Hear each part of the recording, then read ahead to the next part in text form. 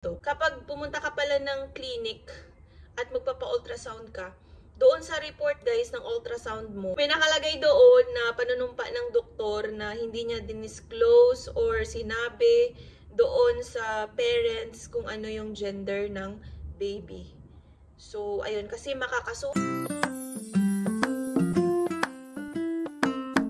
Hi guys, namaste everyone. Madami yung nagtatanong sa akin guys at nagme-message na nakaka-curious sila kung bakit hanggang ngayon ay wala pa ding gender ang baby namin dito sa India. So, sasagutin ko ang inyong mga tanong. Bilang isang newbie na mami, kung excited kayong malaman yung gender ng baby namin, of course, how much more kami, di ba? Sobrang excited ako na malaman yung gender ng baby namin. Pero, merong isang dahilan kung bakit hanggang ngayon is wala pa ding gender yung baby namin dito sa India. Alam nyo kasi guys, dito sa India, meron silang ipinatupad na batas since 1990, I think, if I'm not mistaken. Meron silang pinatupad na batas na bawal i-disclose or malaman ang gender ng baby hanggat hindi ito pinapanganak. Ito yung nangyayari guys kapag pupunta ka or bibisita ka sa iyong OB-GYN at magpapa-ultrasound ka. So yung gagawin nila sa'yo is, i-check lang nila yung position ng baby, and then yung growth development ng baby. Pero never nilang ipapakita ang video sa inyo. Kahit yung husband mo guys is bawal mag-take ng video sa loob ng ultrasound section. So, nung nakaraan na pumunta kami doon sa may OB-GYN ko, nag-ask ako ng permission, pwedeng makuhanan ng video. Ang sabi sa amin, bawal talaga guys mag-video. And then meron siyang nakapost doon sa may wall na video is not allowed inside the ultrasound section. So, ayun na nga, at medyo nalungkot kaming dalawa. Paraan ko lang din nalaman yun guys, na bawal talaga guys na i-disclose ang gender ng baby dito sa India. Nalungkot ako. Kasi guys, kapag nasa Pilipinas ka, sobrang excited ka, diba? Kapag 21 weeks ka na, yung papasok na siya ng 6 months, diba yung pinaka the best time na malaman yung gender ng baby? At dun sa Pilipinas, sobrang excited na tayong malaman yung gender, diba? Tapos nagpapa-gender reveal na tayo.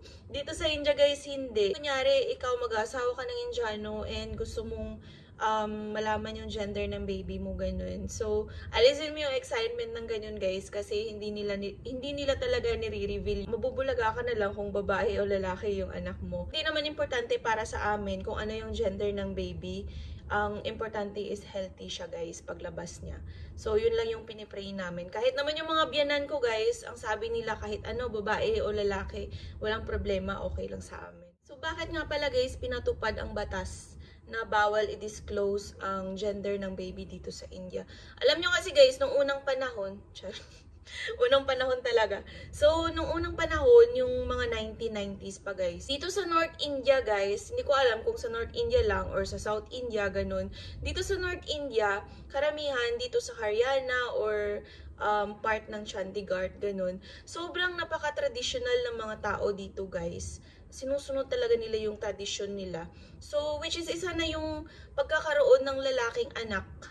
Unang lalaking anak sa pamilya. Kasi ang laki talaga ng responsibilidad ng lalaking anak dito guys. At isa na din sa naging rason kung bakit mas mataas dati yung populasyon ng mga lalaking anak kaysa sa mga babae. Dahil kapag nalaman nila na babae yung unang anak nila guys, is pinapalaglag nila. So, ina-abort nila yung baby. Yun yung naging dahilan kung bakit inimposed or nilagdaan yung ganung batas dito sa India na bawal disclose yung gender ng baby. Kasi dito guys, mas pinapabura nila kung merong 100% na population ng lalaki, meron namang 60 or 50% na population ng babae dito sa India. So, ganun. Kaya pinatupad nila yung batas na yun. Meron kang anak na lalaki dito guys, yung pinakaunang anak mo na lalaki. Ginagastusan yung lalaki dito guys eh. Alam nyo yun, diba?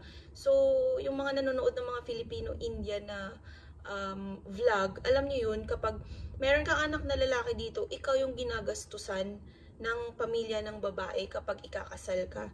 So, pag ikaw naman, yung babae na unang anak or babaeng anak sa pamilya, bali, pag-aaralin ka ng ano mo, ng family mo, gagastusan ka ng family mo, and then at the end of the day is, kapag kunyari ikakasal ka na, kukunin ka ng mother-in-law mo at doon ka natitira sa bahay nila. Ganun yung tradisyon nila dito.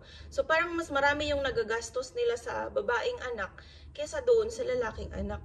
Actually, nakakataas ng excitement kung ano ba yung gender ng baby. Si Uda, ilang beses na nanaginip. Hindi ko alam kung iniisip niya kung ano yung gender ng anak namin palagi.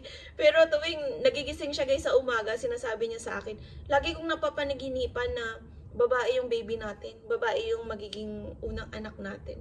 Sabi ko, okay lang yun, walang problema. At least, kung ano naman siya, kung healthy naman siya, walang problema kung lalaki, babae. Gawa tayo ulit ng lalaki kapag babae yung naging baby natin. Depende na rin yung sa blessing ni God kung ano yung ibibigay sa inyo. Di, tanggapin natin. Wala namang problema yun. Isi-share ko lang sa inyo, kapag kunyari mag-aasawa ka ng Indiano, huwag kang mag-excited kapag nabuntis ka dito sa India at magpapa-gender reveal ka kasi. Bawal talaga guys yung gender reveal dito. Kapag pumunta ka pala ng clinic at magpapa-ultrasound ka, doon sa report guys ng ultrasound mo, may nakalagay doon na panunumpa ng doktor na hindi niya dinisclose or sinabi doon sa parents kung ano yung gender ng baby.